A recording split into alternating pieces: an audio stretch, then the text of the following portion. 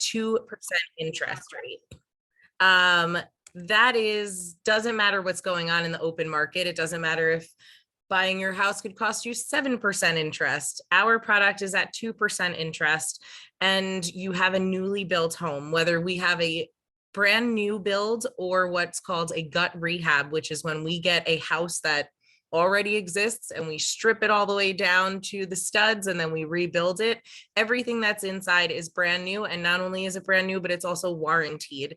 So when you purchase a home on the open market, even if it is affordable for you, there's a chance that there may be some challenges. Maybe it's going to need a new roof. I personally needed a roof patch within 3 months of purchasing my own first time home, which was a great surprise. And when I called my realtor and said, who takes care of this? And she said, you do.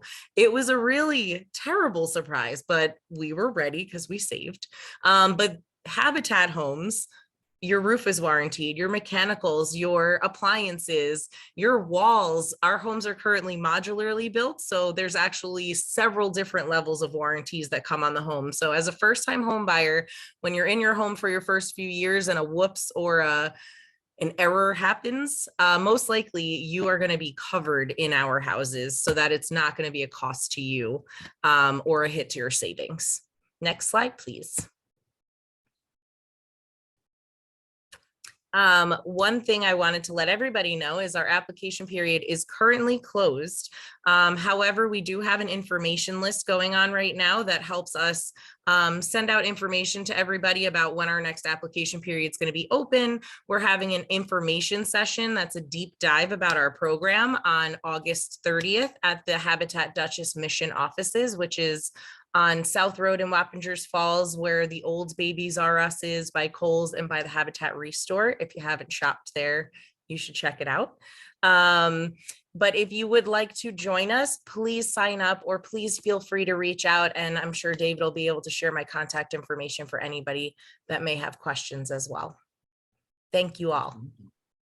All right, great. Thank you so much for all the great information there, Jen. If anybody has any questions for Jen before we let her go, you can go ahead and throw it in the chat box for now. I can tell you that we partner with Habitat quite a bit. We partner with a lot of housing agencies around the area, and Dutchess County Habitat is one of the best programs that we work with. They really have their act together in terms of getting the client in touch with all the information that they need, and with the lender, and they work hand in hand with us so that we can make sure we bring you to getting into that dream home that you've been looking for. So let's take a look here. No, Mr. Camp, I don't know, do we have any questions in the chat room for Jen? There are currently no questions in the chat room. Okay, all right. So I'm going to go ahead and let Jen know if you do have anything that comes up, go ahead and throw it in there. Or you can email her. You see her information on the screen. You can also email us. Our information will be there at the end of the presentation. We'll make sure that we get you all the information that you need, but definitely reach out to them and take a look at the programs that they have to offer, because it's truly a special type of program. Okay. Thanks a lot, Jen. Thank you, guys. Thank you all. Moving on. Okay, so just going to give you a little rundown on Ulster Savings Bank in our entirety. And again, I'm still letting a few people, oops, that's not what I want. Yep, still letting a few people into the room here, so I'll be stopping and starting up a little bit there.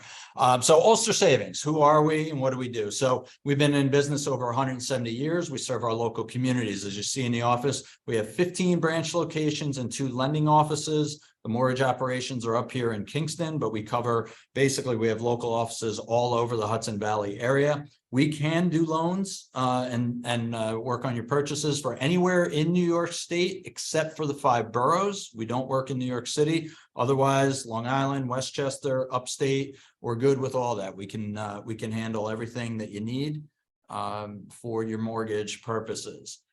We are a full service community bank. That means that we are not beholden to our shareholders. We are beholden to the communities that we serve.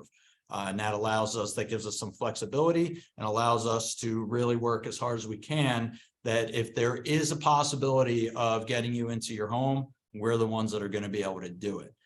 We also work with our communities in many, many different ways, not just the housing agencies, but as a full service bank.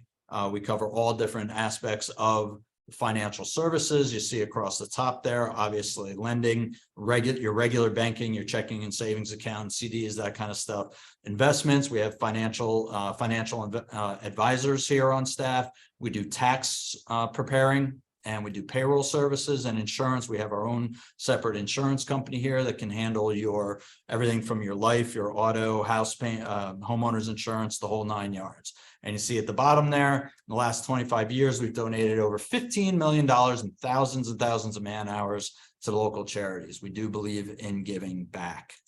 Okay. Again, just a brief introduction for myself. For those of you that came on late, my name is David Friedman. I'm the inside sales manager and trainer for the residential mortgage department here at Ulster Savings Bank. I've been in this business going on 30 years now. Basically, I've done everything from being a loan officer, processing manager, underwriting manager, territory manager. Basically, if there's anything having to do with the business, I've had my hands in it at one point or another. I'll never say I've seen it all, but I've seen pretty close to every scenario that you could throw out at me. So again, you have any questions, you have anything that you're not sure of, will this work, will that work? Just let us know. We're going to do everything we can to make it happen for you. Okay, so we'll move on to the guts of the presentation here. So you see on the screen, we talk about 4 C's of mortgage lending. You see the 4 categories on there. We're going to get into all of these in a great deal of detail coming up. All right. So the first C is capital. That is essentially the money that you need in order to close on a home. So what do we need money for? Down payment, closing costs, escrow, and reserve. So we're going to go through each of those topics. So down payment, how much money do I need for down payment? It depends. Okay, we have many different programs here. We have programs that require as little as 3.5% down. We have programs that require 3% down. We have programs that require 1%, and we do have essentially 100% financing options for you. Now, as much as those may all sound great, they're not eligible for everybody because some of those programs do have income limits on them, just like Jen was talking about with Habitat.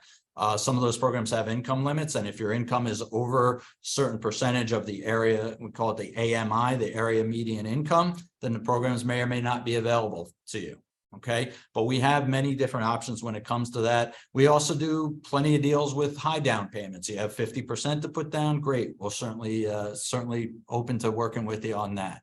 Okay, you also may need money for closing costs. So how much are my closing costs going to be? It depends. So a lot of factors come into that. Some costs are pretty well fixed. Your credit report is going to cost the same. It doesn't matter whether you're buying a $50,000 condo or $1 million new construction. Your credit report is your credit report fee. That's going to be fixed. Appraisal is generally fixed. It can change a little bit as we get into higher dollar amounts on the purchase price. As it goes up over like $650, $800, somewhere in that range, your cost for your appraisal may go up. And then there's other costs that are completely dependent on the size of the loan. Your 2 biggest costs are your mortgage tax. We're in New York State. Of course, we're tax happy here. Everybody on the call probably is aware of that. So one of 6 states in the country that has a mortgage tax, yay, New York. So you have your mortgage tax. So that's just a percentage of the loan amount that you take on. Title insurance is your second highest cost. Again, that's a percentage of the loan amount or the purchase price. So there's no one answer for that closing, because I see all kinds of things online. I do a lot of research into this stuff, and I've been doing this a very long time. There are estimates. People say, oh, you should estimate 3% for closing costs or 5% for closing costs. Don't do that. Depending on where you're buying, what state you're buying in, what area of the state that you're buying in, because the mortgage tax in Ulster County is different than it is in Dutchess County, which is different than it is in Westchester County. Okay, so you're really your best bet when it comes to that stuff. Talk to your mortgage professional, your loan officer. We go by many different titles that mean kind of the same thing. Once you make a good contact here at the bank, they'll be able to do a custom quote that's for you and your situation. I wouldn't really look at those things online where they give you real wild generalities, because they could be very far off. Escrow, you see the term escrow. So what is escrow? There's a couple different ways that escrow can be defined. If you ever hear that in a TV show or in a movie where they talk about going to escrow, it means typically something different. Out in California, going to escrow means essentially you're closing on your loan. It means that you're sitting down and signing your documents. In our area of the country, when we talk about escrow, that's talking about your homeowner's insurance and property taxes, and there's a certain amount that we need to put aside for your escrow account. Okay, so it's a totally different thing than what you may be used to, again, if you hear on what it was from Hollywood. So that's something else that we need to have some money to set aside for. How much? It depends on what time of year it is, and it depends on what the property taxes and the homeowner's insurance are on the house that you're buying. And then the last thing you see on here is reserves. So how much do we need in reserves? So let me define reserves first. Reserves basically means your process is done. You're signing all your documents. The keys get slid across the table to you. You now own the home. What do you have left over in your bank accounts, your retirement accounts, stock accounts, whatever? What do you have left over? That's what's called reserves. How much do I need in reserves? Any guesses? It depends. You're going to get sick of hearing me say that, but that's the nature of the beast with this business. Okay. You want everything to be a custom quote because everybody's situation is just a little bit different. Okay. So there are programs that we have where you don't need any reserves. You could have 12 cents left in your bank account when everything is done. I don't necessarily recommend that, but you could, and we might be okay. There's other programs and other situations, depending on what style of house it is and whatnot. And when I say style, I mean whether it's a single family house or maybe a 2-unit, 3-unit, something like that, where all of a sudden now you do need reserves. So again, until you narrow down your search and have your house in mind, we're all just kind of throwing generalities out there. So you really want to talk to your mortgage professional, your loan officer, and get that custom quote before you think in your head you can or can't do something. Okay, just bear with me while I let somebody else in here. So that's some of the stuff that we need capital for. Okay, and again, how much you're going to need is going to depend greatly on what your individual situation is and what you're looking to buy. So where does this capital come from? Well, it can come from many different sources. So you see on the screen, personal funds. That's your regular checking, savings, CDs, bonds. I don't know if people still have bonds. I'm old, so we used to have savings bonds. Could be your 401k, your IRA, whatever, any type of stock accounts, things like that. So that's your own personal funds, whatever source that you may have. All right. The next bullet point you see here is gifts. Gifts are perfectly acceptable if it's from the right donor. Okay. And who can be a donor? Want to guess? It depends. Okay. Different programs have different lists of who's acceptable. Generally speaking, any type of blood relative is fine. Some programs that may have to be an immediate family member, parent, child, sibling. Other programs, it's expanded out to be any type of relative. I shouldn't have said blood relative. I'm sorry. That's just a term that popped into my head. But a relative. Okay. It doesn't matter if it's a blood relative or by, in-laws or things like that. But again, the different programs have different requirements for that. The best thing you could do is let your loan officer know early that hey, I've got $40,000 to put into this transaction. 20,000 of it's going to be a gift, or $3,000 of it's going to be a gift, or whatever. Let us know early so then we can start to tailor what direction we go with the loan program. Don't want to get 3/4 of the way done with your program and then find out there was a gift and this program doesn't allow a gift from a cousin. It would have to be from immediate family member. Okay, we need to switch directions. There are some programs where a gift could come from your boss, depending on your relationship at work. It could also come from other community members, close community members, partners, things like that. So again, different programs have different requirements on that. You're going to hear me say this multiple times through the night. Just be honest about what you have going on and let us work on it from there. Don't try to hide or don't try to tell us what you think we need to know. If we're asking questions, there's a reason why, and it's because we need to know. The next category on there you see is seller's concession, otherwise known as a seller credit.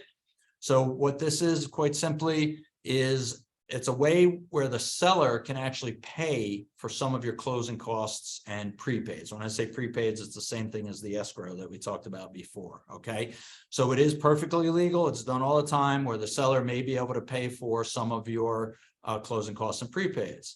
How much? It depends. Different programs have different requirements. Depending on how much you're putting down, will change the percentage that you can have. It's generally either 3 or 6% of the sales price. Okay. Now, what typically happens, very simple, a very simple example. Let's say you agree to the price of $200,000 for a house, but you're good, you can qualify, your credit's good, your income's good, but you're just a little short in terms of cash to close. You don't have quite enough for down payment, closing costs, that kind of thing. Well, you can work out a seller concession. So we agree on a price of $200,000, and you're going to do a $3,000 seller concession where the seller is going to give you $3,000. You make the sales price $203,000. $3,000 goes towards your closing costs and prepaids. The seller still walks away with $200,000. Everybody's happy. If the house appraises, and we're going to get to that a little bit later, there are some asterisks. Most of the things we talk about, there's going to be some asterisks. So again, if that's something that you're interested in, or you've already worked out with the seller, if it's somebody that you know, you already have your house in mind, again, just let us know, no problem. But we don't want you to put yourself in a situation to set up to fail, where you set up for a $15,000 seller concession, and that's way over the percentage limit that you're allowed, right? We don't want to have to go back and rework things. So just tell us up front what you're looking at. Okay. Again, perfectly legal. It's done all the time. We just need to know about it. So then you have the next category, nonprofit grants, or DPAL. So DPAL, you don't need to write this down or anything, but DPAL stands for Down Payment Assistance Loan. Down Payment Assistance Loan, commonly referred to as a DPAL in the business. And it is what it says. It's a loan to be used for your down payment. And there's a couple different ways that can work. One of the most popular ones that we work with an agency called Sony May, which is State of New York Mortgage Association. Sony May, State of New York. So we work with them fairly often. They have what's called a DPAL, a 3% DPAL. So we can do 97% financing. So we're going to get you your first mortgage is going to be for 97% of the purchase price. That last 3% you can actually get from Sony May on a separate loan. Okay, so we're doing essentially 100% financing there. You still have to have some money into it in terms of your closing costs and whatnot, but there's a way that you can get around having to have a big down payment. All right, nonprofit grants, we work with multiple housing agencies in the area. Just to name a few, we have RUPCO up here in Ulster County, Hudson River Housing in Dutchess County, Pathstone is big down in Orange County. So there's basically, if you're looking for a housing agency that might have some assistance in terms of grants, which grants are great because generally there's no repayment on them. It's not a loan, it's a grant. Just whatever county you're looking to buy in. So put in, if you're looking in Columbia County, do Columbia County housing agencies. Just Google that. And you should be able to find who's up there, who's servicing that area. And then you can inquire with them in terms of the grants. Generally speaking, the bank doesn't offer grants, and pretty much no bank does. There may be some specials that they run here and there, but generally speaking, you just don't see a lot of banks offering grants. And these change from time to time throughout the year. Generally, a housing agency will have a grant available. It'll have a set dollar amount that they get awarded. $400,000, $200,000, whatever. And when the money is used up, it's gone. So we don't really keep a running list of those because they could come and go at any time. We do, however, have contact information to set you up with the agencies, and we just have you talk to them directly to see what you have. Pretty much anything a housing agency has available, we're going to be okay to work with. Okay, so not really worried about that type of thing. The next one you see on there, Ulster Savings Homebuyer Dream Program. This is an annual grant that is provided by New York State. Essentially, it's an agency within New York State called the Homebuyer Dream Program. It offers up to $10,000 to be used for down payment and closing costs. This is the one that we do work with you to set up, essentially. Every year in the spring, for the last 3 or 4 years, this has been going on, where we get assigned a certain number of these grants, and then we use them with our clients as we get them pre-qualified. So it's a great opportunity. I believe we might have 1 or 2 still available at this point. It's not something that you can reserve ahead of time. Okay, you have to have a signed sales contract with the seller in order to apply for that. So if you're just getting pre-qualified and you might look to buy a house somewhere 3 months, 6 months, 8 months down the line, that's not something that we could say, hey, we're definitely going to have this for you. We may, but it also may, the funds may be used up. But if you are negotiating your contract right now and you get that in fairly quickly here, I'd say probably within the next couple of weeks, we may have one available to you. So every year we do run out of that. We are very, very focused on making sure we use every penny that's allocated to us because it's all in your best interest. Again, it's a grant, so there's no repayment on that. So it's a great little program that we have available to us.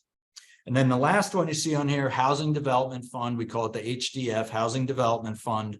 This is something I'm really, really proud of.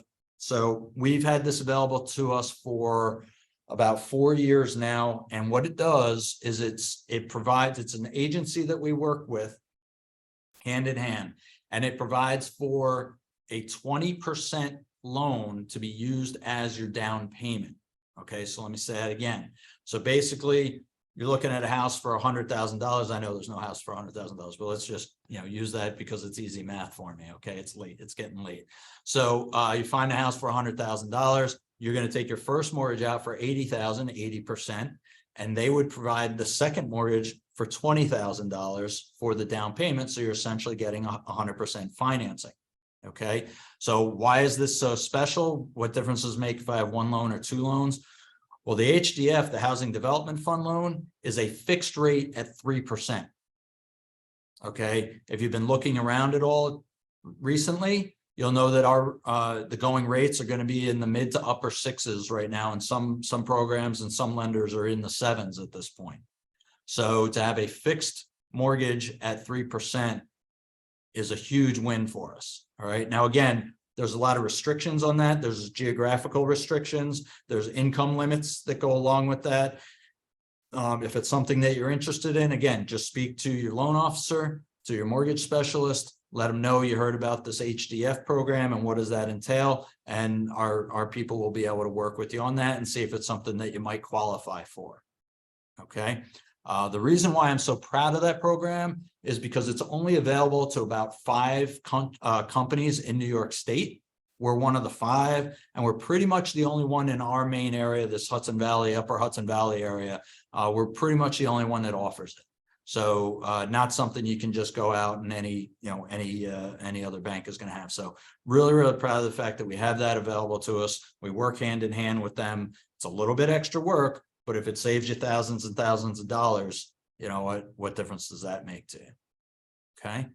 So with that, I'm going to go ahead and unmute Alex Camp and let him come on and say, what do we have in terms of questions in the chat room? Dave, we do have 2 questions, and they're kind of one works off the other, and it's a continuation of what we just discussed at the end. Okay. First one is, are there any government programs for first-time home buyer? The Okay. second So one is basically asking, just because I'm sorry to interrupt. go ahead. Do we work with only Sony May, or can we use FHA? Okay, so yeah, we'll talk a little bit more about specific programs for your loans down the line. But yeah, we have a ton of different programs available for us. As far as government stuff, basically we can do it all. FHA, VA. There's a USDA rural development program that's out there. Pretty much anything that's out there we should have available to us in terms of those government agencies. We also have a lot of different programs that are not government agencies that work for the majority of people as well. So don't worry about those types of specifics at this stage. Again, happens plenty of times that somebody comes into us, they have an idea because their uncle told them or their cousin or brother told them, oh, hey, you should go get an FHA loan. Then you get in and talk to us and we start going through all the information. And it's a lot of information that we ask you to give us, at least verbally initially, so we can make sure we're going the right direction for you. But there's very often somebody comes in with the idea, I want this type of loan, and that winds up not being the best loan available, because we have loans available to us that other places don't. I'm sure there are some loans out there that we don't have. There could be some custom loans that some banks or mortgage companies may have. Same thing as, we have some as well, like that. So just, don't necessarily come in with a preconceived notion of what is best for you. This is what we do for a living. We're professionals. We're gonna go through, and you might be right, but we might have something even better for you that you didn't know about. So don't get too wrapped up with that. Thank you, Alex, for your help on that. We'll move on to the next topic. I'm just going to reiterate, guys, because a couple of people jumped on late. If you have any questions, put it in the chat room. Make sure you're sending it to everyone, okay? Because I have my two partners, Alex Camp and Alex Urban, helping us out with the Q&A today, and I want to make sure that we get to all your questions as much as we can. And don't be shy. If you have a question, chances are other people on the call have the same question. That's the way that this works. Again, I've been doing this a long time. I wind up answering the same questions over and over again. I try to make this program as inclusive as possible, but quite frankly, there's infinite things for us to go off of, and you guys don't want to, listen to me for 2 hours is bad enough. You don't want to be here for 5. So we'll move on to the next category. Okay. So our second big topic is capacity. Capacity basically means, how are you going to pay for your loan once you have it? Okay, so you go to your closing, the keys get slid across the table to you, and now what? Now we got to make payments. Okay, so this is a big part of how we qualify you. We're going to look at your current income. We're going to look at your history of income and what is the stability of it. And we're going to look at what sources that you have your income coming from. Okay, so generally speaking, our sources, the source itself doesn't really matter. There's maybe a few things that we wouldn't be able to accept, but generally speaking, we can accept whatever source that you have. Obviously, regular W-2 job, fine. You're on commission, fine. You have Social Security or some kind of long-term disability, permanent disability, fine. You're self-employed, you have rental income, fine. Okay. Foster care income, whatever. So we're open to using any type of income source. You have Section 8 housing that you're getting. If it's portable and you can take it with you from rental to purchase, we can use that as well. There are some that aren't portable, so that's another set of questions we're going to go through with you if that's something that you have currently. But there are restrictions on some of these sources of income, and that's where the second category, history and stability. You just started a new job 2 months ago and it's primarily commissioned. That's going to be a speed bump for us because we need to have some history. We don't want to qualify you based off your best month ever, or you just started 2 months ago and right out the gate, you're doing great, awesome job, making all this money in commissions, but we don't have a history. So that's going to be a little tough. All right. So we're going to play 20 questions with you right up front when you have your first conversation, because we want to dig into all this stuff. It's not just, I make $48,000 a year. It's, I make $48,000 a year from this. And again, your salary, the example I always give for a salary is, you're a teacher. Your salary is the same all year round. Awesome. Beautiful, easy to work with. We take your total contract amount, divide by 12, and that's your monthly income. Most other things have some fluctuations in them. Again, whether it's commission, whether there's overtime, if you're hourly and your hours fluctuate, you work 38 hours 1 week, 42 hours the next week, and so on and so forth. Doesn't kill the deal, but again, we have to look at what the history is that you've had and how stable is that source of income. Now, we're still coming off the tail end of COVID, where a lot of people's incomes changed dramatically. Businesses closed down, whether it be temporarily or permanently, unfortunately. Obviously, there was a lot of pain going on during that time. We do have to take that into account during the history. We're always going to be looking at a 2-year history. Now, it doesn't mean if you don't have 2 years history in the same place, the deal's dead. Don't start thinking about that. When I say we're looking at the history, that's what we're going to ask about and we're going to talk about. So let's go back to the example where you're on commission, but you've only been with this company for 2 months. Well, let's say you're a car salesman and you just started working for Ford, but it was 2 months ago. Well, what's your history? Well, prior to that, I worked for the Subaru dealership down the street, and I was there for 3 years as a commissioned salesperson. Okay, now we have some history. It's a different thing, but it's in the same vein. So that's something we might be able to work with. And I have to say might, because it depends on what program you're looking at, and again, a few other factors that come into that. But so basically, don't ever assume, we all know why we don't ever assume that something is a deal killer, or it's good, or it's bad, or whatever. Just be honest with us when we're asking the questions, so that we can start working things up correctly right from the get-go. Right? I think that's fair. So your source can matter, because we want to look at, again, do we have history? How long is it going to continue? Okay. Your part of your income is from an annuity, and you're taking out $1,000 a month, and there is $15,000 left in the account. Doing the quick math, that gives us 15 months. That's going to be an issue, because we need any type of income that has a definitive end. We need 3 years for it to continue on. Okay, same thing with like a child support. If the child is going to age out in less than 3 years, we're probably not going to be able to use that as one of your sources. Okay, but don't get negative on it. Don't just assume that something is good or bad or whatever. Just be honest with your loan officer, your mortgage professional as you're talking to them, and we'll go through and we'll work up what we can. We're going to do everything we can to get you into that home, but we also don't want to set you up to fail. If you have some source of income and you know it's absolutely going to expire in 8 months, does that make sense for you to max out on your payments and really stretch yourself? Because in 8 months, your income is going to change dramatically and your payment is not. So again, it's one of those things where there's things we can qualify you for, and then there's what you should be doing in real life. And that's more of a decision for you. So we don't want to set anybody up to fail with things like that. Okay. So that's our second C, capacity. So we talked about making your house payment. What does your house payment actually include? Well, it's 4 to 5 main topics, depending on what type of house they have. So the main ones: principal and interest. That's your loan. Okay, your loan's going to be a principal and interest loan. So that's something your payment is going to be fixed for at least a certain period of time.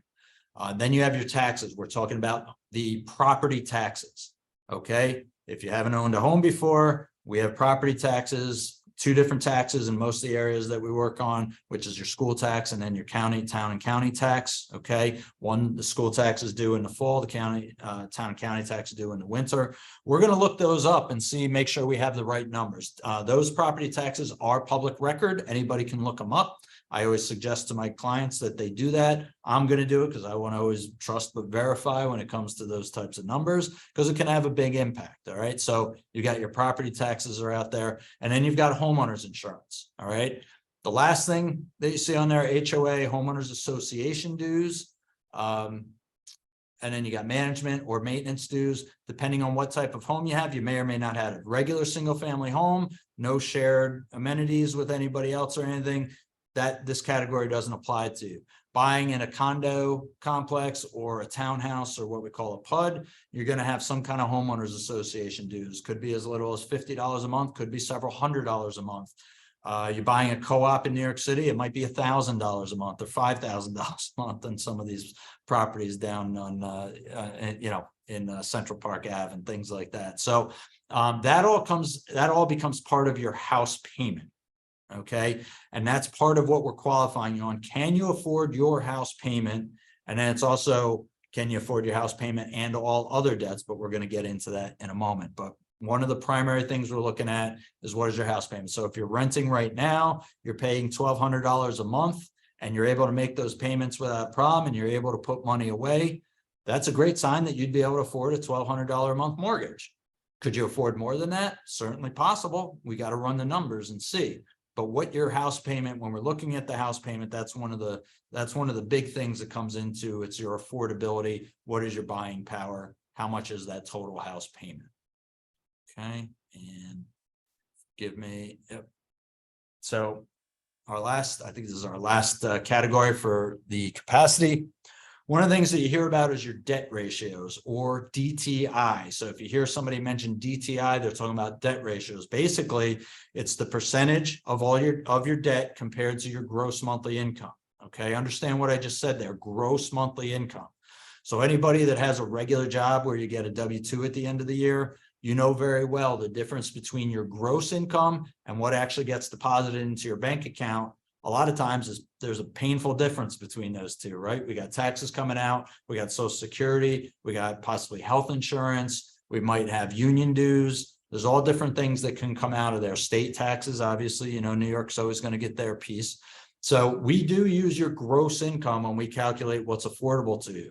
All right. So we've got the housing ratio and we have what we call the back end ratio. Housing ratio is that house payment that I just talked about divided by your gross monthly income. That's your house ratio. Back end ratio is that house payment plus anything else that's on your credit report. Okay. And you see how I wrote this, that final line, all other credit payments. That is not all of your debts, but that's your credit payment. So in other words, things that are on your credit report generally, and then anything else you may have taken out recently that don't show up on your credit report. You bought a car yesterday and took out a new loan. That's not going to show up on your credit report yet, but we're still going to have to hit you with that payment. So it doesn't include all of your payments because there's plenty of other things in life that come into play. Things like gas, food, electric, cable bill, Netflix, Hulu, whatever your sources are, cell phone bills, right? Once you're in the house, you've got garbage to be picked up. You may have, snow removal if you're not doing it yourself. There's all these other things that come into play that we're not taking into account. All right. That's something you have to kind of make sure you're comfortable with as we move along. Sorry, bear with me. So what are we looking at there? So generally speaking, the housing ratio, there's only a couple programs where the housing ratio really matters. Okay. Most programs, they don't really look at the housing ratio anymore. It's all about the back end ratio. So here at Ulster Savings, when we start off, if you come in and you don't have a house in mind and you're just looking to be pre-qualified, you want to know what's the most I can get pre-qualified for, we're going to start by using a 43% back end ratio. Okay, so you take whatever your gross income, your gross monthly income is, multiply it by 0.43 or 43%, whatever that number is, that's what we're saying you can have in total debts in terms of what's your house payment and what's on your credit report. Okay, now we have programs that 43 is the max. We have programs that 45 is the max, and we do have programs that we can actually go up to 50. Is that a good idea to go up to 50% of your gross monthly income? That's up for you to decide. We're going to let you know if you qualify, and it's up for you to decide if you're comfortable with that. Knowing that what a big difference there generally is between your net and your gross, something you really need to think hard about. Okay. But on paper, if we can qualify for it by law, we're obligated to give you that number. All right. It just doesn't mean that we necessarily recommend that you go up that high. So that is the end of our capacity information. So I'm going to turn this over for the first time tonight. I'll introduce Alex Urban, our other loan officer that's on board with us here. Alex, do we have any questions in the chat room? Yes, we do. We got two here in well, we got three, but one, Richard, this 99-year lease on property. That's what I have to talk to your loan officer about. My taxes include the school tax throughout the year? Yes. Yes. So yes, you've got your town tax, which generally comes up in the winter, somewhere January, February. Different areas that we work in could be a little different. Your school tax comes out in the fall, September or October. So yes, that is definitely, we add the two of those together. And again, so I just want to touch base on that. If we're doing an escrow account for you for that, there's no markup on it. There's no service charges or anything like that. We're just taking the total amount of those taxes and we're dividing by 12. So if the town tax were $1,000 and the school tax were $5,000, that's a total of $6,000. We divide that by 12. $500 a month is going to get added into your payment. That's it. There is no extra fees on that, just so you guys know. All right, and our last question here, are student loans in deferment or zero, low repayment counted in terms of debt or as 1% of the total loan amount per month? Somebody's been doing their homework. So my favorite answer, it depends. It depends. Okay. Yeah, absolutely. So I will tell you this, if your loans are just deferred, and this is a common question that we get, okay? So if your loans are just deferred, okay, we are going to have to count some kind of a payment in there for you. How much of that payment depends on what program. There are programs that will make us use 1% of the balance or the combined balance, okay? We do have other programs that it's only 0.5%. And if you've got any type of significant student loans, which unfortunately is kind of the norm these days, that difference of that 0.5% could certainly be the difference of you qualifying or not qualifying for your loan, right? So, yeah, so depending on the program, you're going to do that. Now, if you're in some kind of a income-based repayment program, so in other words, there's certain professions and there's certain loans that allow you, your payment due is based off of how much you're making. Okay, so this isn't a decision for us at All Savings. This is whatever you have set up already with your student loan lender. If it's doing that, most programs allow us to use whatever that payment is. It could be, I've seen as low as $20. I've seen $0. So as long as we get documentation showing that's what your current payment due is, then we're allowed to use that. And that's wildly different than if your loan is deferred. That means you have a payment due. They're just they're allowing you to push it off, which we've pretty much all had for the last 3 years. And that clock is ticking. It's about to be up, unless something dramatic changes. And I don't want to get into any political talk here. But if nothing changes, then I think at the end of this month, those loans are going to start having to be paid again. So yeah, whatever your payment is, most programs allow us to use that. Some programs, we may have to be somewhere in between what the income-based repayment is and what that 1% or 0.5% is. So again, it's just something we're going to run your credit. We're going to see what's out there. And, we're going to give you your options. And again, just based on how much your student loans are, that alone might dictate what program we go to, or certainly might knock out certain programs. If we have to hit you with that 1%, like I said, that can add up pretty quick. So we do have some flexibility there in terms of the different programs, but again, there's generally something that's going to be added in there. All right. So just want to check now. Any other questions about the two categories we've gone over? No, it looks like we can keep on trucking. Okay. All right, great. Thank you very much, other Alex, and we will move along.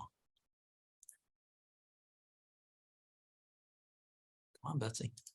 There we go. Okay. Hey, look at that. Credit. Who knew? Third C, credit score, frozen or locked bureaus, fraud alerts, credit history, number of blah, blah, blah. So we have all these topics that we're going to come over. We're going to go through fairly quickly here. This is a topic we could literally spend hours on. Everybody's, again, situation is a little different. So we're going to run through some different things. Okay. So the first thing you see on here is credit score.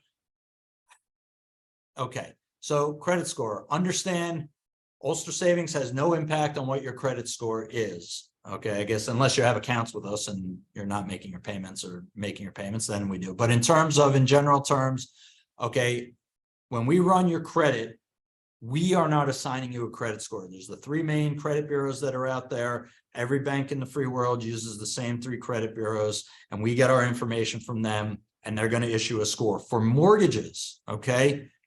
And I'm going to say pretty much every mortgage company, bank in the free world uses the same system, which is we're going to go to all 3 credit bureaus.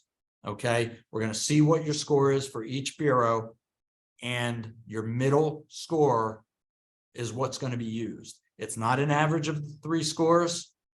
Okay. If your high score is a 700, your middle score is a 650, and your low score is a 500, we're using that 650 as your qualifying score. Okay. Now, I've been doing this about 30 years. Up until about 2.5 years ago, I've been using the same spiel since the day I started in this business. And all of a sudden there was a little curveball that was thrown at us.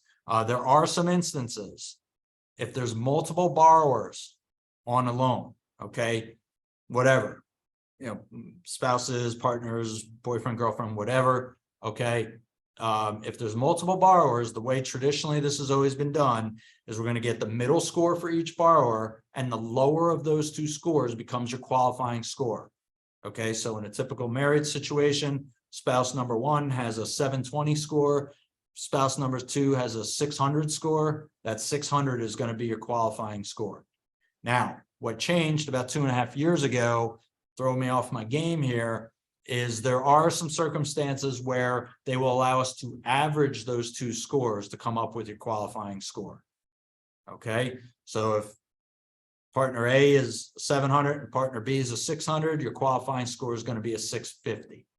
Okay, this is not common to the business, but we do have a program or two that allows us to do that. So again, depending on your situation, that may dictate what program we go to, just because we need to have that better score in order to get in the door. Okay, on that note, what score do I need to qualify? It depends. Okay, so different programs have different requirements. Generally speaking, obviously, the higher the score, the more the door opens for you to do your thing. Again, for a long time, there was certain limits on the scores that were very easy to go through. Nowadays, your best score category is generally 780 or above. If you're a 780 or above on the credit scores, that's generally, for almost all programs, that's going to put you in the top box and get you the best deal coming out. Every 20 points below that puts you in a slightly different category. Okay, what are we looking for as a minimum score? Again, it depends on the programs. It could be as high as 680. It could be down to 620, but it depends on the program. Okay, so I don't love to give ranges like that, because I don't want you to just think of one or the other, but just understand, as we move along the process and you're working with your loan originator, they're going to go through and pull the credit at some point, and that's going to start to narrow down the focus of what programs are available to you and what direction we should be going. Okay. How do you know what your credit score is? You don't.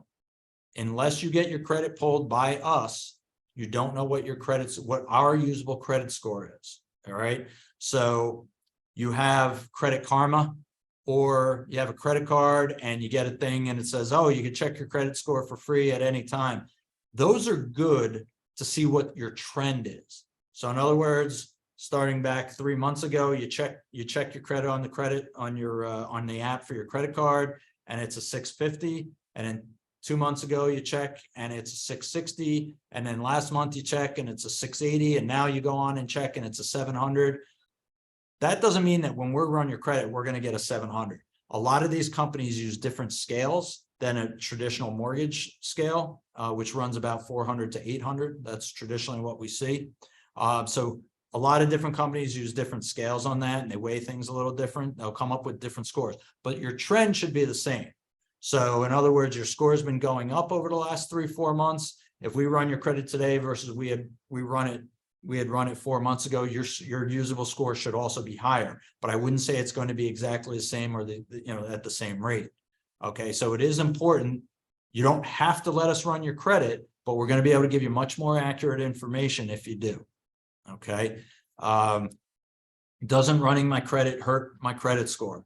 Not necessarily. Okay. These are things, and I'll just state for the record, I hate the system that we have, but it's a system every bank in the country uses. So a lot of times the score that we get back is not an accurate reflection of what's actually on the report, but our hands are tied by using the system. So, running your credit, excessive credit pulls can cause your score to go down. The problem is nobody defines what an excessive number of credit pulls is. Okay. It might be 2, it might be 4, it might be 8. You'll never find any definitive numbers on that. The 3 credit bureaus, they have their own algorithms. Each one is going to be a little different. Otherwise, your score would be the same on all 3. We would just get 3 of the same score. So that's obviously not happening. There's a lot of things that go into your score. One of those can be the number of credit inquiries you have. The good news is, if you're pulling your credit for a large purchase, such as a house, within a certain period of time, and again, it's not really defined, but within a certain period of time, if you went to bank XYZ, and then you went to mortgage broker ABC, and then you come to Ulster Savings all in the same week, your credit score should not be affected because we're your third pull in a week. Okay, that's the way that these programs are supposedly written up. Now, I have to say supposedly because there's absolutely no way to know for sure. Okay, until we pull the credit, we don't know what that score is going to be and is it going to change. Now, you go to XYZ Bank. I don't know why you would. Just come to Ulster Savings. But regardless, you go to XYZ Bank. They pull your credit. 2 days later, come here. We pull your credit. We get a different score than they did. It's not necessarily, and more than likely, it's not because of the credit pull. One or more of your creditors may have updated their accounts within those 2 days. Okay. It's not like on the first of the month, every creditor, if you have a Kohl's card and you have, this MasterCard and that Visa card and an Amex and you have a car loan and you have student loans, it's not like they all get updated on the 1st of the month or the 15th of the month. Any one of those sources can report to the credit bureau at any time.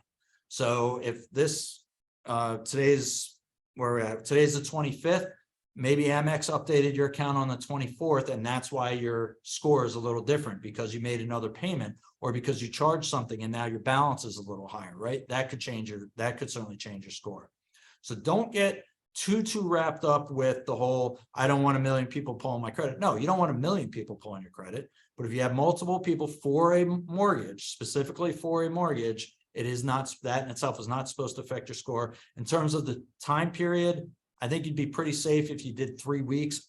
I've done research into this online. I've seen anywhere from 30 days to 90 days. I am not telling you that that's the truth because, again, we just don't know. It's all very hidden, it's all very secret from the credit bureaus. Again, I don't like this system, but we have to use it. So anyway, so that's that. The next category, frozen or locked bureaus. So if you had some kind of a fraud alert, you had, one of these many, you had records at a hospital and their records got broken into or something. So they suggest that you have a fraud alert or a frozen or locked bureau. Okay. If you've frozen or locked one or more of your bureaus, please call or contact the companies, get them unlocked or unfrozen before we go to run it, because we're going to run it. We run the report and it gives us maybe only 1 score because 2 bureaus are locked and we can't work with that. Okay. We want to be able to see everything that's out there and it's generally in your best interest to do it. So just do that right before that you talk to us, or if it is frozen or locked and you're talking to us and say, okay, I'm good with you, Alex. I want you to run my credit. I just got to reach out to the agencies and unlock my credit. Go ahead and do that. Shoot us an email that it's done. Then we'll pull your credit. No problem. Fraud alert. So again, this is one of those things where somebody somebody got a hold of your card or whatever. Unfortunately, we all have or know somebody that's happened to, or you've seen a news report on it at the very least. Again, not a big deal, except on your credit bureau, it's going to say, I've been a victim of fraud. Please call this phone number to verify that I'm applying for credit. If the phone number that you put on there is not up to date, that's going to be a major speed bump and slowdown for us, because say it used to be your home phone number and now you don't have a home phone number, you only have a cell phone number. Well, the only number I can call is what's on there. If I call it and the number's out of order, then we're stuck. Now you're going to have to contact the bureau. You're going to have to get that updated. We're going to have to repull your credit and then see, and then to verify that the fraud alert is cleared. So just make sure if you have a fraud alert out there, pull it up, make sure that it's got the most up-to-date information on it. I think it only allows for phone numbers. I don't think it allows for email addresses, but just double check that. Okay. Now we get into the real nitty-gritty. Credit history, number of active accounts, delinquency. So these are the big things besides the score. This is a big thing that we're looking for on your credit bureau. So how much credit history do you have? How many years of accounts do you have open? How many accounts do you have open? Okay, these are all things that can come into play. Some programs may require a certain number of accounts. Okay, Sony May, for instance, the New York program, they require you have 3 trade lines that have been reporting for at least 12 months. So if you never had any credit and 4 months ago you went and opened up a gas card so you could start building your credit, that's fine. But 4-month history doesn't really tell us a whole heck of a lot. Sony May doesn't allow us to use that.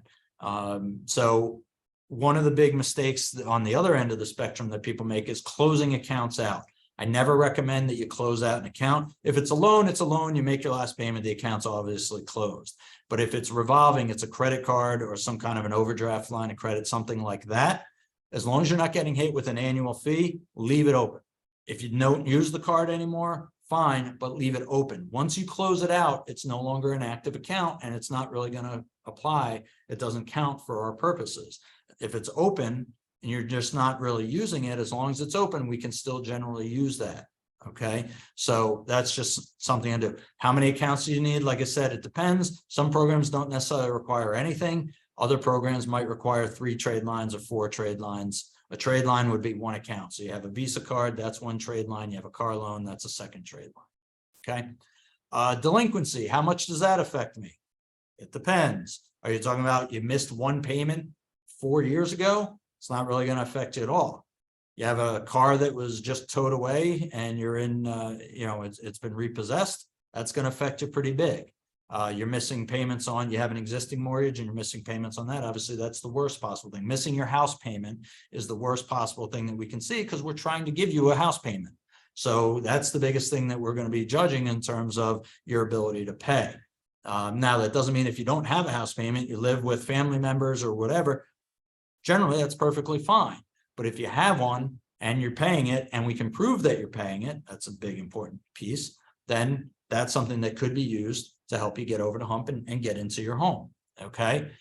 So delinquency, if it's a serious delinquency, something like a foreclosure or a bankruptcy, there's going to be a waiting period. Okay. You have a bankruptcy 4 months ago, you're not getting a mortgage now. You're just not. Okay. How long do you have to wait? Say it with me. It depends. Okay.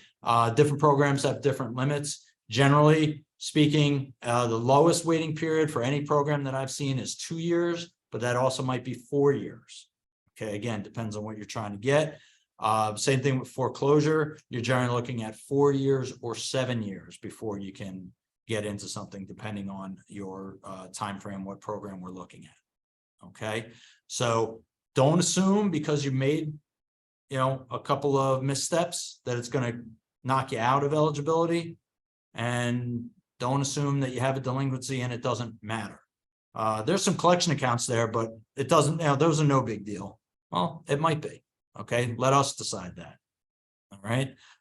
Collection accounts, charge-offs, those types of things, again, they kind of fall under that serious delinquency. Most programs allow something there, but not necessarily everything. You have, medical collections a lot of times are looked at not so harshly. But there are some programs that they don't make any distinction between medical and non-medical collections. So that's that.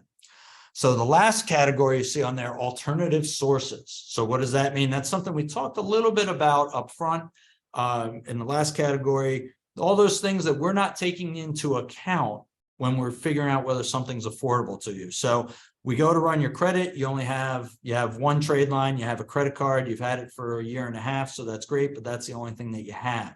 And we're in a program that requires additional trade lines. We're going to look at alternative sources. So now we're going to go, okay, have you been paying your cell phone bill yourself every month? Yes. Okay, great. Let's get proof of that. Venmo payments, checks, electronic transfers, whatever, something from the company showing that you paid on time for the last 12 months or 18 months. Again, different programs, different requirements. Great. There's an alternative source, rent. Okay. How are you paying your rent? If you're paying your rent by cash, immediately, I say it one more time, immediately start paying by some kind of traceable source. Okay, again, the house payment you currently have is the best indication to us on whether or not you'll be able to afford your house payment going forward. If we cannot trace that, then it's basically a zero. So if you're just paying cash, then we have no way to prove it. Okay. If you're renting from an individual, if you're renting from an actual apartment complex where there's a management company, then in those cases, we can get something from the management company saying, yes, John Smith has made all of his payments on time for the last 18 months. That's great. But if you're just renting from an individual, then that doesn't work because they're going to, we don't know who's writing you that letter. Okay. Your Uncle Bob is probably going to write you a favorable letter, whether or not your payment history is good or not. All right. So make sure you're paying it via some kind of a traceable source. Again, doesn't matter if it's a hard check or electronic, as long as we can prove it, then it's something that we can use for you. Same thing with the other thing. So what else might you have out there? Again, you might have a Netflix account. You might have car insurance. It doesn't have to be a monthly payment. It can be as little as a quarterly payment. So you're paying your car insurance quarterly. We get proof that you've paid on time for the last year. There's a source. But now you're the one that has to be paying it in order for it to count. So if you're on, just to use a typical situation, you're on your parents' family plan for the phone, so you're not paying that bill, even though it's paid on time every month. If we can't prove that you're the one paying it, that's not going to count for it. All right. So that's something to keep in mind as you're going through. If you're very early in your process and you have a lot of time available before this happens, you can make some changes today that'll help you out down the road in terms of us getting into your dream home. All right. That's one of the things you can do. Make sure whatever payments you're making, they can be sourced. We do see fairly often these days, we'll see things on the credit report that are self-reporting, and that'll be things like utility bills, phone bill, your Netflix account, stuff like that. That is a way to come up with additional alternative sources, is have them reported on the credit bureau. Okay, that's perfectly fine. We see that fairly often these days. All right, and the last thing well, not necessarily the last thing. One more thing I want to talk about in terms of credit is, how do you know what's on your credit report? And I'm not just talking about the score, I'm talking about the report itself. Here's something you're going to want to write down. Okay. Everybody should go out to annualcreditreport.com. Annualcreditreport.com. All right. And no, I don't get a commission for sending you out there. This is the government sponsored site, allows you to pull copies of your credit report for free. Okay. Prior to COVID, you could go out once a year per bureau. There's the 3 bureaus. You could pull one account per year from each bureau to see what's on your report. Strongly suggest that everybody do that early so you can see, because if there is anything out there that isn't right or you didn't know about, give yourself some time to do it. Because if you sign your sales contract and you have 45 days to close, and we pull the credit and it turns out there's something negative out there and you didn't know about it, it might take you a while to get that cleaned up. Okay. And that could cause an issue with you getting into your home. And we don't ever want to have that. Right. So make sure you go out there, annualcreditreport.com, not Credit Karma, not those other sites, annualcreditreport.com. It's not going to give you your credit score, but it is going to give you a full report so you can see everything that's out there. And if there's something you need to address, you got to go and address it. Okay.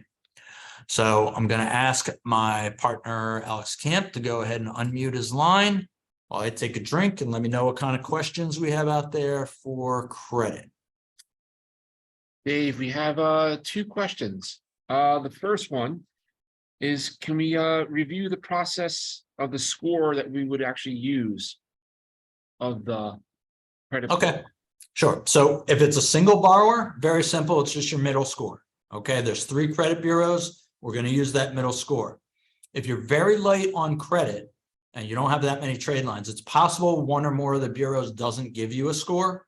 We can work with that. If we get 2 bureaus, it's going to be the lower of those 2.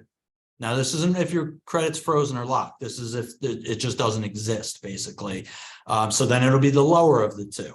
All right. If you have no credit score, we do have some programs where it's possible for us to do that as well.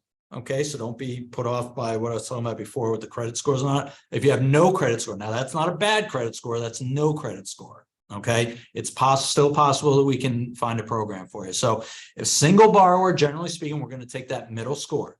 If there's more than one borrower, there could be four borrowers. It's you, it's your partner, and their parents. All 4 of you are going on the application.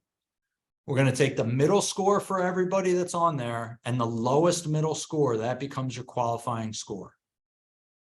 Okay, unless we're fitting you into one of the other programs where it allows us to average the 2, the usable scores. Okay. Then it would be an average of the 2 scores if you have 2 borrowers on there. All right. And that's fairly rare, but it is possible. Okay. Anything else out there, Alex?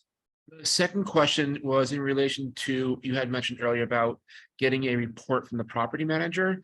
And they would like to know, should they get that or would we get that? We would generally get it directly. Anything that's what we would call a verification. There's times we have to do a verification of employment. We might have to do a verification of payments. That's going to come through us. We can't have you sort of in the middleman for that. We're just going to ask for contact information of the management company when the time comes.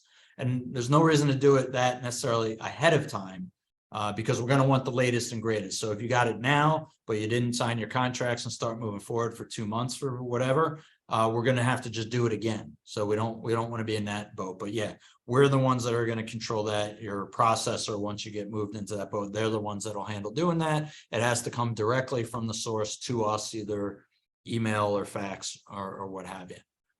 So good questions there, definitely. Anybody else sneak in while we've been going here? No last second questions there. Okay. All right, great. Thanks for these questions, guys. I do appreciate it. Again, I like to know that you're paying attention when we're doing this video. It's tough for me to keep track sometimes. When we were live in a room, I could slap my hands together, something, wake everybody up. I can't really do that in this format. So I appreciate it. Don't hold back. There's no questions out there that, like I said, probably no questions I haven't been hit with before. So thank you, Mr. Camp. We're now moving on. So our fourth and last C is collateral. Well, that's the property you're buying. Okay, very, very important. So a couple things we're going to look at here. What type of home are you buying? Now, when I say that, we're not really concerned with whether it's a ranch or a raised ranch or a Victorian. If it's a single family home, that's the type of home that we're talking about. You've got single family homes, you got multi-family homes. So if it's a 2-unit, that's something that we do. Our definition of residential property, and this isn't just ours, this is again, every mortgage company in the free world. Residential mortgages are done on 1 to 4 unit properties. Okay. Anything more than 4 units, and that is considered a commercial property.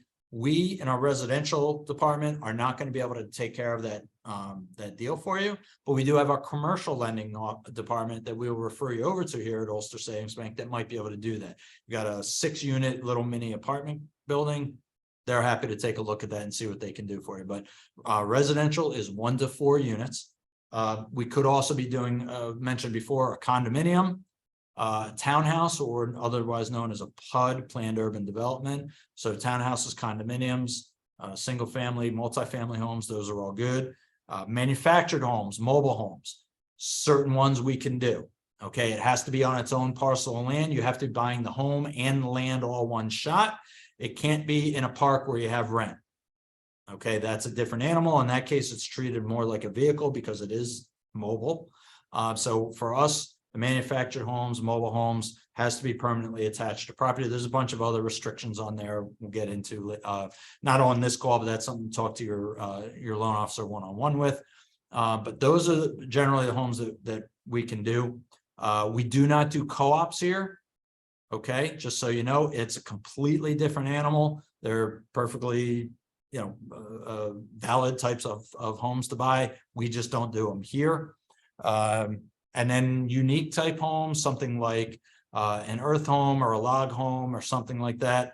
There, maybe we might be able to do it. That's something, again, just talk to your loan officer. You find one of those that you're interested in, give them him or her the address. We'll take a look at it and we'll see if it's something that we can work with or not. Sometimes we can, sometimes we can't. All right. If it's real unique, then we may not be able to, but that's what we talk about in terms of type of home. And you got the condition of the home. What are we looking for? Well, we're looking for move-in condition. All right. Does not have to be brand new, does not have to be spick and span, and not talking about, if there's marks on the wall or, what have you, not a big deal. Carpeting is 30 years old. As long as it still exists, perfectly fine. Not a big deal. What we can't have is any health or safety issues. Okay. So mold, broken glass, missing handrails on a stairwell, something like that. That could certainly prevent us from closing on your home or having to change programs on you. All right, we do renovation loans here as well as just your standard purchases. So which would be money to buy and then also fix up the house. That's again a different animal. We're not going to get into great detail on those here. We do have them. We have a couple different options available, but it's a different animal. So condition the home, we want it to be in moving condition, no health or safety issues. That's essentially what we're looking for. And then the last one you see here, fair market value. Who determines the market value? An appraiser does, not the bank. Okay, I've been in this business a long time. I've been told, I can't tell you how many times I've heard either from my own clients or just other people saying it in conversation that the bank appraised my house way too low. Okay, that doesn't happen. The bank doesn't do appraisals. Generally, the bank doesn't do appraisals. We hire an independent third party to go out, called an appraiser, that's going to go out to the house and they're going to determine what the fair market value of that home is.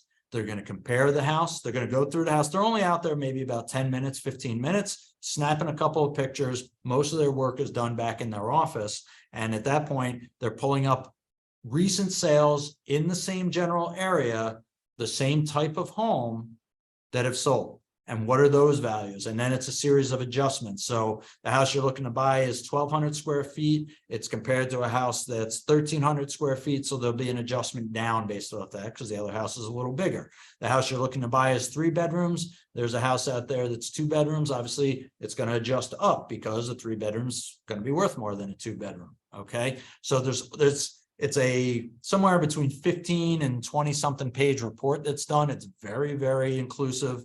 And it goes through a lot of information. Okay. Now this is different from an inspection, wildly different from an inspection. An inspection is something that you do on your own. Most programs don't require it. There are some that do, but most programs don't require an inspection. It's something you're going to do on your own after you sign the contract, but before you start moving forward. Generally, your contract is going to be subject to a clean inspection. And that you're hiring another third-party outside person, nothing to do with us, that you're doing on your own. You're hiring somebody to find out everything that's wrong with the house today and what might go wrong in the next year or so. That's what you're hiring that person to do. That person's going to be out the house for an hour, 2 hours, something like that. They're crawling on the roof. They are, going into all the closets. That they are looking for the problems in the house. They're going to look at the boiler, all that stuff. The appraiser, like I said, only spends maybe 10 minutes or so out there. Something has to smack them in the face in order for them to make note of it generally. So again, there's broken glass, there's a missing handrail. They're going to notice stuff like that. There's a brown stain on the ceiling because there used to be a water leak or still is a water leak. That might be an issue. Now, these aren't necessarily deal killers, but it may alter the deal that we have to do, and it certainly may alter the value of the home. So the appraiser is going to give us a fair market value. Something's fair market value is not what you would pay for the home. You go and see a house and you absolutely fall in love with it, and the asking price is $250,000, but you get into a bidding war because you want to get this house, and now the value you bid upwards of $275,000, $280,000. The appraiser goes out and does their job, and the house appraises for $260,000. Oh, they appraised it too low. Maybe. But more than likely, you bid too high on that house, and the house is not worth it. Okay, because it's not what it's worth to you, it's what it's worth to an individual. Think in terms of a broader scope. If you ever hear in the news like something sold at auction, and it might be a baseball card, or it might be a pair of Kobe Bryant's basketball shoes or whatever. It's going to be a lot of sports memorabilia. It could be Han Solo's laser gun from Star Wars. Somebody might be willing to pay $800,000 for that. I wouldn't. So the value doesn't become 800. It's only worth 800 to that person, right? So it's the same thing with the houses on a different scale, right? So we want to make sure that what you're paying for the house is the market value of the house. If you want to go above that, that's perfectly fine if you have the extra money to pay for it. Okay. If the house appraises for $260 and you pay $280, you're going to need that $20,000 plus your regular down payment, because we're going to go off the lower of the sales price or that fair market value to determine what we're going to lend off. So if we were doing, say we were doing 90% financing, we're going to do that 90% off the $260, not the $280. You're going to have to come up with that extra money. What if you don't have that extra money? Well, now it's up to you to renegotiate with the seller. Again, the bank really doesn't take any part in this. That's between you and the seller to renegotiate. The seller may say, okay, yeah, I think that that's a better value, so we'll go with that. They may say, I'm not budging, I want 280, or they may fall somewhere in between. Okay, all that is certainly possible. I've seen all of that happen. All right, so that's something, unfortunately, there's really not much of any way around until we're deep into the process, because the appraisal is not done first day. Okay, there's other stuff that gets done. We order the appraisal. It might take the appraiser a week or so to get out there, maybe 2 weeks, depending on how busy the market is. And then it may take another week to get the report back. So now we get the report back. Now we know, now this process has been going on for a while already. There's really no hard way around it. Okay, that's just the nature of the beast. So we hope that that doesn't happen. We don't see it all that often, but we definitely see it. So just I'm not trying to be a downer on anybody, just want to give you some realistic information on there. Okay. I think, sorry, bear with me here. Oh, yep, I don't want to do that yet. Okay, sorry, folks. So that is the end of what we talk about with the collateral, with the home you're looking to buy.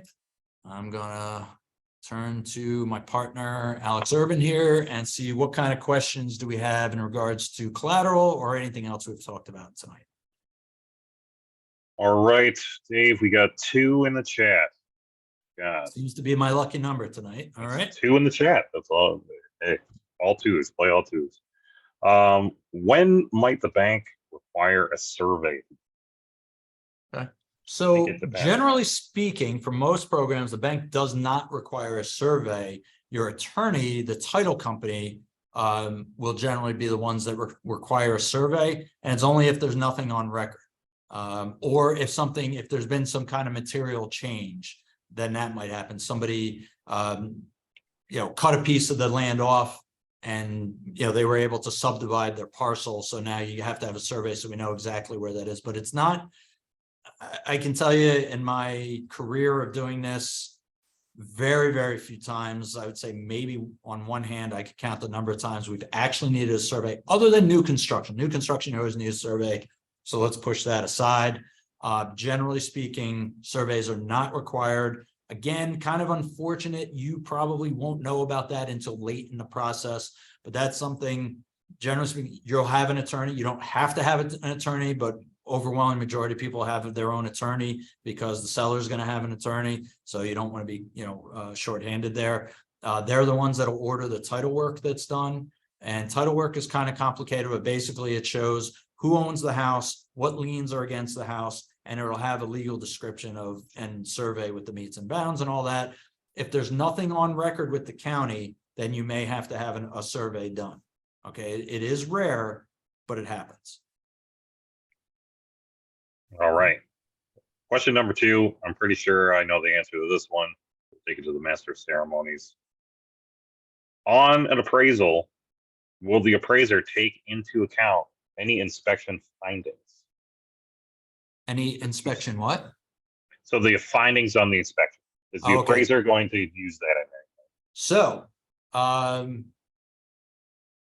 depends. I kind of, they're 2 separate things. Yeah, generally no, because they don't have access to it. So it's not about that there's anything on the inspection. If you have a home inspection done, the appraiser has no access to that unless you give it to them, and I would not be giving it to them. That is a don't ask, don't tell kind of situation, unless it's a health or safety issue. Then you need to tell us, okay? But you don't need to tell anybody else that's involved. So no, generally speaking, that is not public record. You're paying an inspector to go out and do your thing. The inspector is going to generally email you that report. And unless you show it to anybody else, then nobody else is going to see that. Now, again, if there's something that smacks the appraiser in the face, like the brown stain on the ceiling, missing handrail, they're certainly going to notice that as they're going through the house. But even things you look at like the roof or the boiler, like, again, the appraiser is not going to crawl up on the roof, but if from standing in the driveway, they look up and they can see that you're missing roof tiles, they have to note that, because that does become a health or safety issue, because if you're missing roof tiles, you probably have some kind of a water leak, and that leads to mold. So those are types of situations they have. But generally speaking, no, there's no reason why an appraiser, they're not generally going to give, they're going to see if the boiler clicks on, and, does it look like it's in working, during the summer, maybe the boiler is not clicking on. So they're going to look at it. Is it all, crusted up and rusted and cruddy? Then they may say, this boiler is at the end of its life. So something like that could come into the report. Okay. Because that affects the value of the house. A house with a brand new boiler obviously has a little bit more value by a couple $1,000s than a house whose boiler is shot and not working or leaking. All right. So generally no, but the idea, they'll see some of the same things that the inspector sees. All right. I think that should cover that. Anything else? We got a couple more. Yeah, we got a couple more sliding in here. Okay. And this is a good question. Would you lose your deposit if the bank appraisal is lower than what you offered the seller and your deal falls apart? Okay. What do you think my answer is going to be? It may depend on. It depends. Let's just keep it simple. Keep it simple. It depends. Okay. So that's up to your negotiation with the seller, and what does your contract say? Okay. When you're when you sign your contract, that contract is not 1 page long. Okay. It's a legal document. They're drawn up by attorneys. So it's never going to be simple language or anything else, right? It's going to have all kinds of things in there. Part of what's in there generally might be, you might have a appraisal, what we call an appraisal contingency clause, meaning it might be written right into the contract that this deal is contingent upon the house appraising for the agreed upon price. Okay. If that's written into the contract and the house does not appraise for the agreed upon price, then no, you should have no problem getting your deposit back. Most contracts don't say that. Most sellers won't sign a contract with that. Okay. So you can hold to your guns and say, well, I'm not going to sign the contract unless we put that in there. And the seller can go, okay, I'm moving on to the next buyer. We can't force them to enter into that kind of agreement. Okay. So that's where it depends. So could you lose your deposit? Yes. Now, that being said, most sellers and their attorney are going to have the seller return the deposit, even if the contract doesn't specifically say that they have to, just because most people don't just want to be a jerk about it. And you can say you're going to sue them and you're going to take them to court. And is it worth that whole thing? So generally speaking, most, if not all of your deposits should be returned in that case, but I can't tell you that it will be. Okay. So something for you to talk to your attorney, assuming you use an attorney, something to talk to your attorney about before you sign that piece of paper. And okay. Since you touched on it, and it's just a little tiny question at the end here. The question is, if I'm using an attorney, what kind of attorney should it be? Okay. I love this question. Actually, they've all been good. They've all been good questions, but I love this question. I don't get asked that very often. No. Make sure they are a legitimate real estate attorney.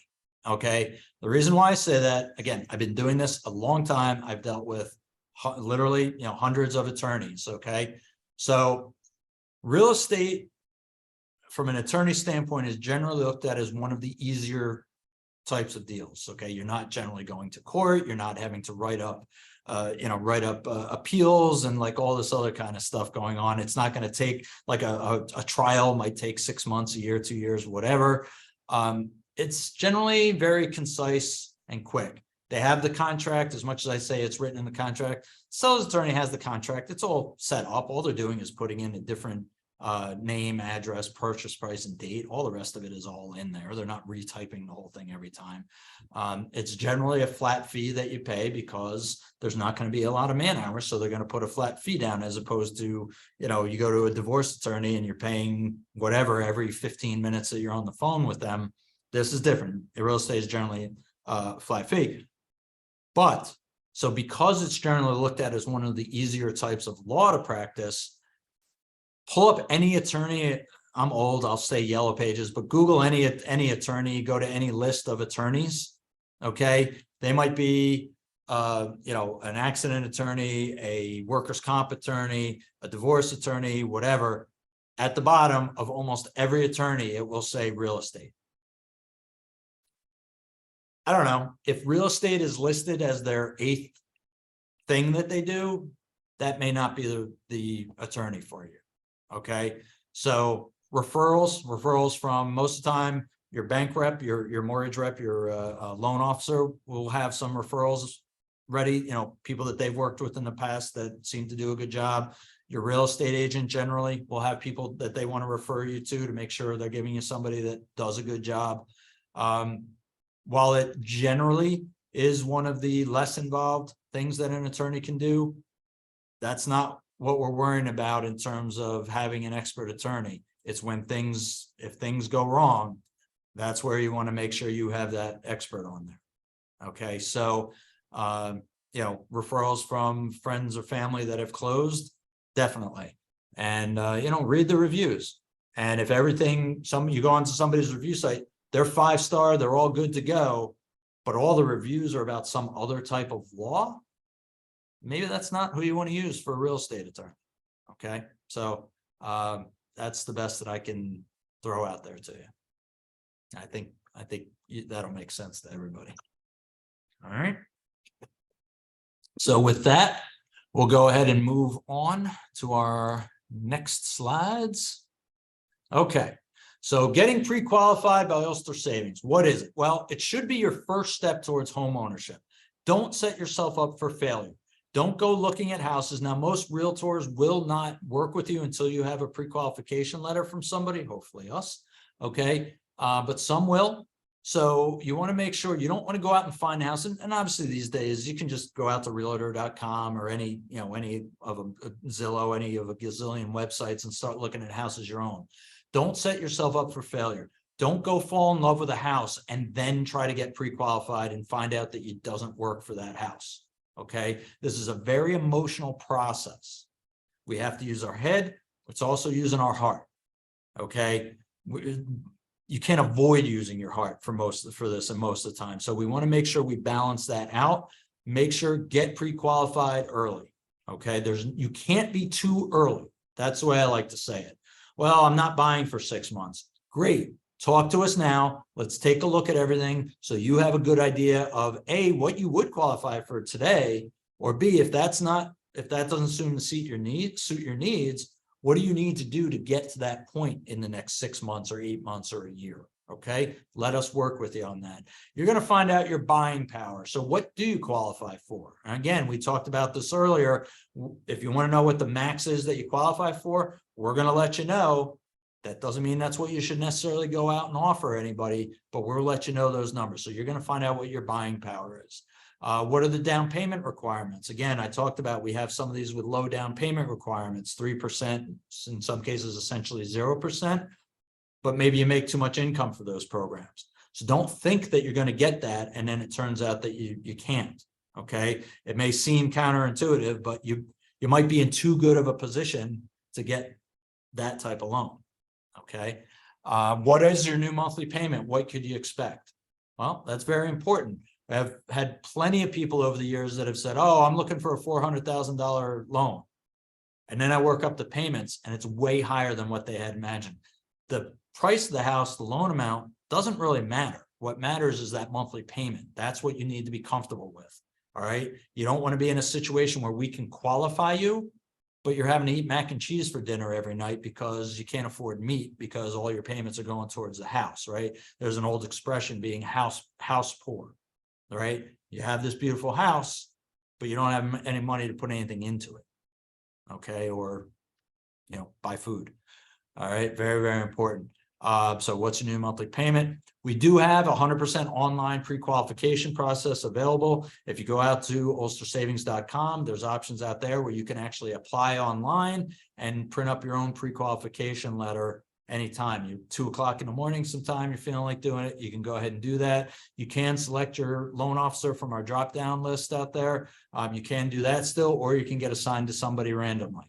All right, everybody that we work with here is great. I'm perfectly comfortable recommending anybody that's on this presentation to any of our loan officers. You see the box at the bottom. Pre-qualification is not a commitment to lend. Okay, so I want to cover a couple things here. A, pre-qualification versus pre-approval. What's the difference? 99% there's really no difference, because most banks use the term pre-approval incorrectly. In order for you to be truly pre-approved, that loan is supposed to have been looked at by somebody with signing authority, what we would call our underwriter, or maybe some managers may have signing authority. Okay. If you're applying, talking to somebody for 10, 15 minutes on the phone, and they're issuing you a pre-approval letter, did anybody with signing authority look at that? No. So the letter may say pre-approval, but it's really not worth the paper it's written on, because they didn't go through the proper steps. When we do our pre-qualification, we take much more time and effort than most companies do to do their pre-approval. I'm not saying all companies, but I'm saying generally, because I've been in this business a long time, and I talk to a lot of people in the business, so I know this.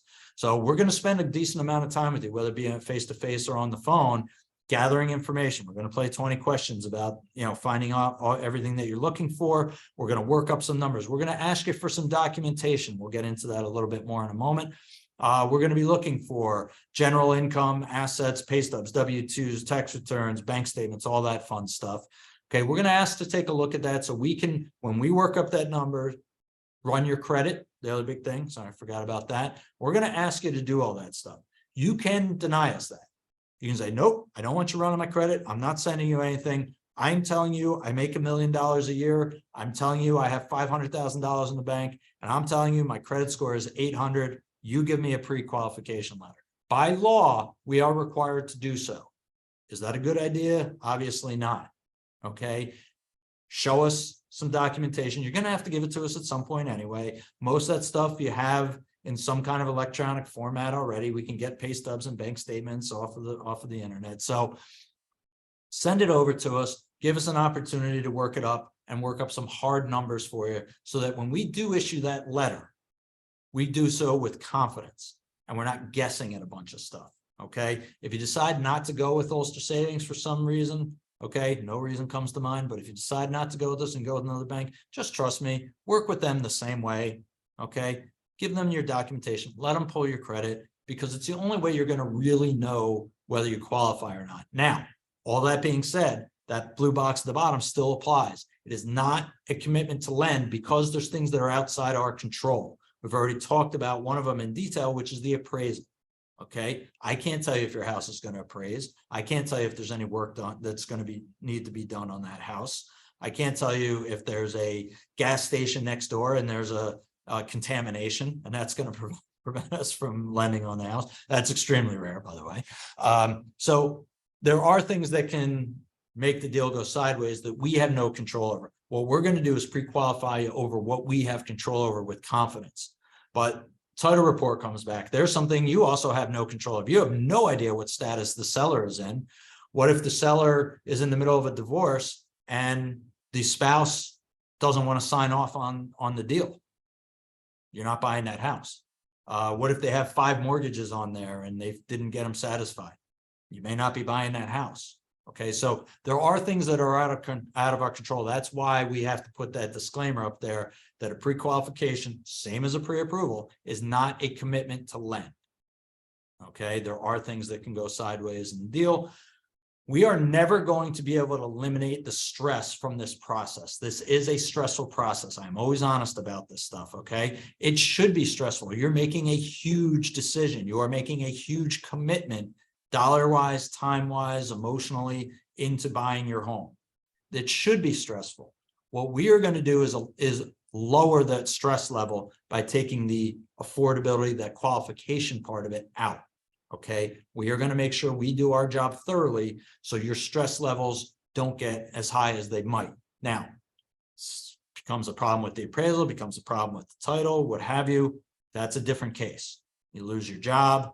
That's a different case. Again, we can't have control over that. So we're going to minimize your stress, but there's still going to be some. Okay, I hope that makes sense to everybody and you understand why we say that. All right. Moving on, documentation. I'm not going to read this to you guys.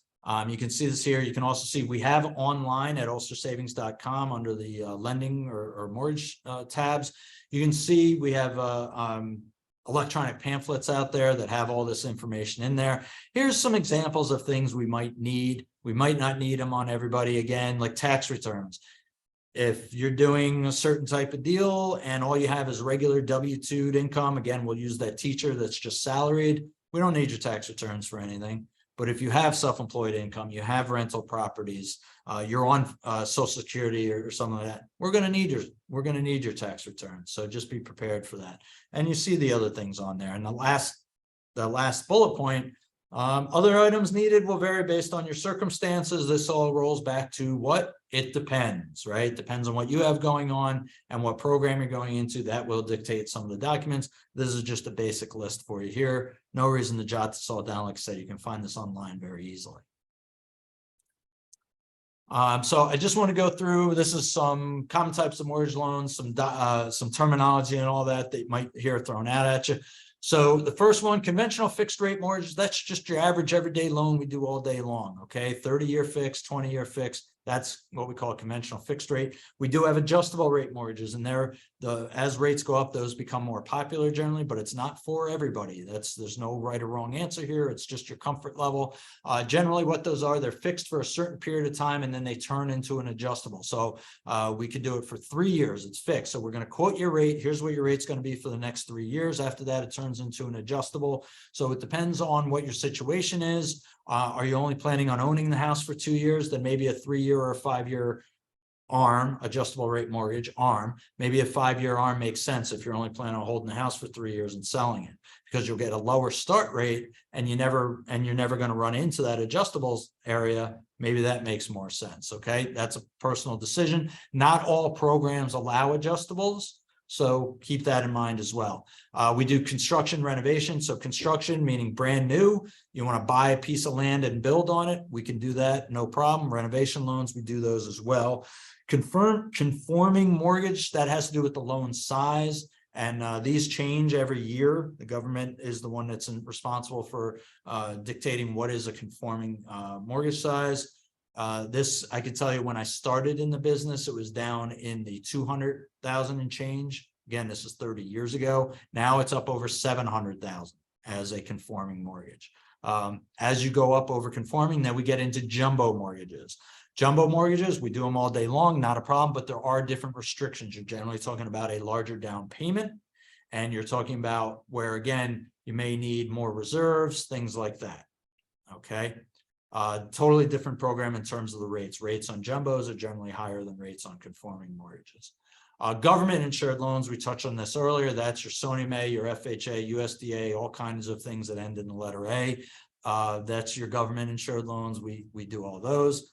A land mortgage. You want to buy a piece of land now and maybe build in a couple of years or something. We can do those. Again, different requirements, totally different requirements in terms of down payment, credit score, things like that. So if that's something you're interested in, just talk to your loan officer, your mortgage originator about that. Okay. Some terminology that you'll hear: LTV, loan to value; DTI, debt to income. You see the other things that are on here. I'm not going to read all these to you. Points I want to touch on. Points is something that many years ago, again, if your parents, grandparents might have warned you away from paying points. That's terrible. Okay. It's not at all. These days, it's very heavily regulated. Generally, it's just a relationship between the points that you pay and the rate. So if you pay a point, your rate might come down a little. You pay 0 points, your rate might be a little higher. That's generally what happens with points. They're not good or bad. They're just situational. Not good or bad, just situational. The other one I'll touch on is mortgage insurance. For most programs, if you're putting down less than 20%, you're going to run into some kind of mortgage insurance. And you see the acronyms up there. Different programs say it different ways. Generally, we just call it PMI. So mortgage insurance is, I want to define this for you because there's a lot of misconceptions about that out there. Okay, mortgage insurance, it's an insurance policy the bank is going to make you take out that protects us in case you default on the loan. This is not the same thing. There is mortgage life insurance as something that exists, that if you go on with a partner and you take out mortgage life insurance, if one of you passes away, then this insurance would pay the loan off or a portion of the loan off. That's not this. I actually don't recommend that at all. It's generally extremely expensive, but that's a whole different conversation. Mortgage insurance, like I said, it protects the bank. If you're putting down less than 20%, generally you're going to have that. And this is where that program we have with HDF comes into play. If we do that HDF program we talked about earlier, where they're going to give you that 20% loan for your down payment. So you're not going to have mortgage insurance on the house because your first mortgage is at 80%. Second mortgage is the 20%. So you don't have mortgage insurance, but you do have another loan payment. But that loan payment is lower than it would be because the rates are so good. So again, everything's a trade-off. There's no one right answer for everybody. It's all situational. That's why you want to get a custom quote from your loan officer for your situation, not listen to what anybody else did with their situation. Okay. Moving on. Who's involved in your mortgage transaction? Now, there's other outside factors and people that come in here, like your real estate agent, like your real estate attorney, your home inspector. I'm not talking about who at the bank do you deal with. Your loan officer, loan consultant, mortgage specialist, they all mean the same thing. Some people say they're a senior.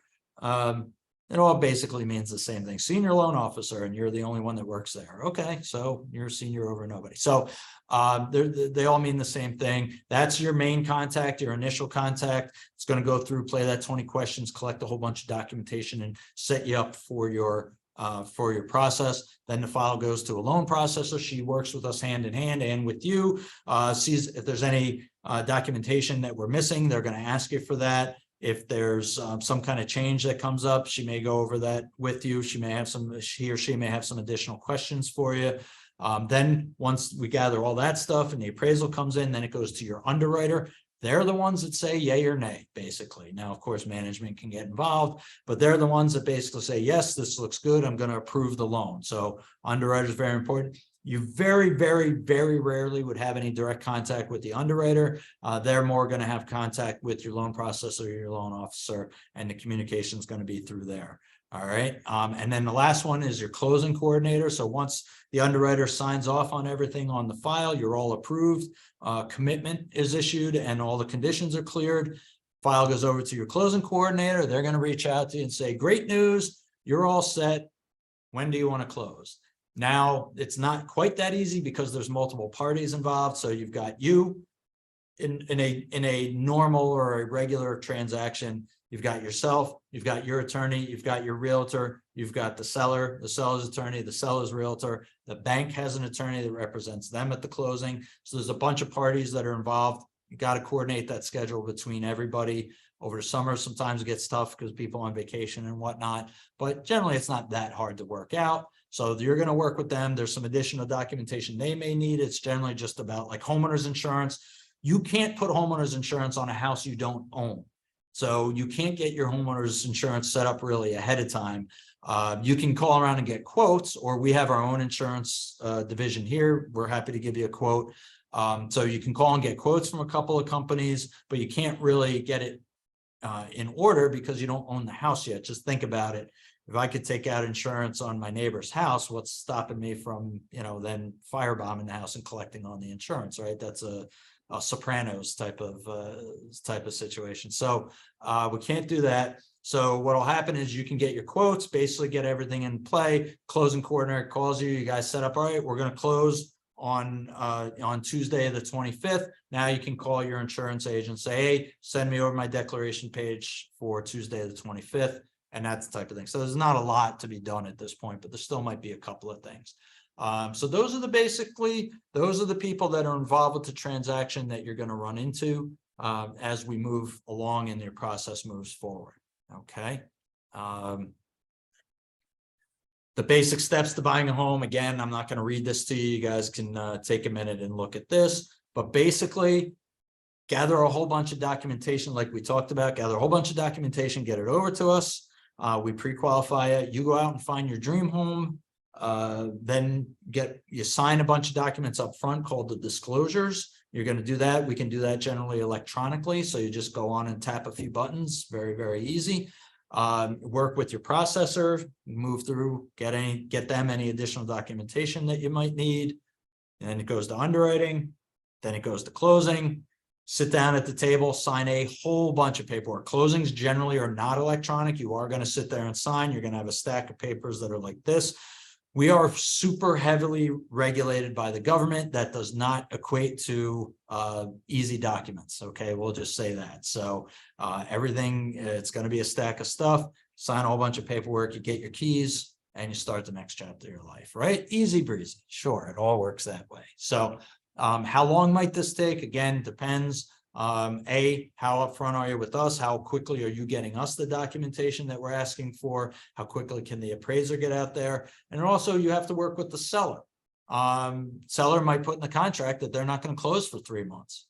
We can be done in 18 days, but they don't want to close for 3 months. We can't make them close. Okay, so that's something that when the time comes, you'll talk with your attorney about and your realtor in terms of what is the seller's expectation. If you are renting an apartment and your lease is up the end of August and you have this time crunch, you better make sure the seller knows that when you go into your negotiations, because maybe they don't want to sell, maybe they don't want to move until September. Okay, so we don't want to set you up for problems there. All right. And that brings an end to tonight's festivities. Okay, we're doing good on time. We got 4 whole minutes left. If you have any additional questions that we haven't gotten to, you can go ahead and throw them in the chat box right now and we can take a look at it.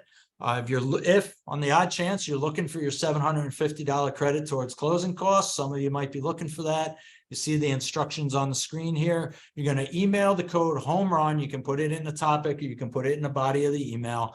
The code is home run. We're right in the middle of baseball season. Dreams happen at ulstersavings.com.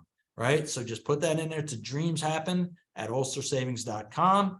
I'm going to ask you, go ahead and give me some feedback on this. Be gentle. I do have a fragile ego. Let me know what you thought of the presentation. What'd you like? What didn't you like? Was it helpful to you? We really do appreciate the feedback and we use it for future presentations that we do.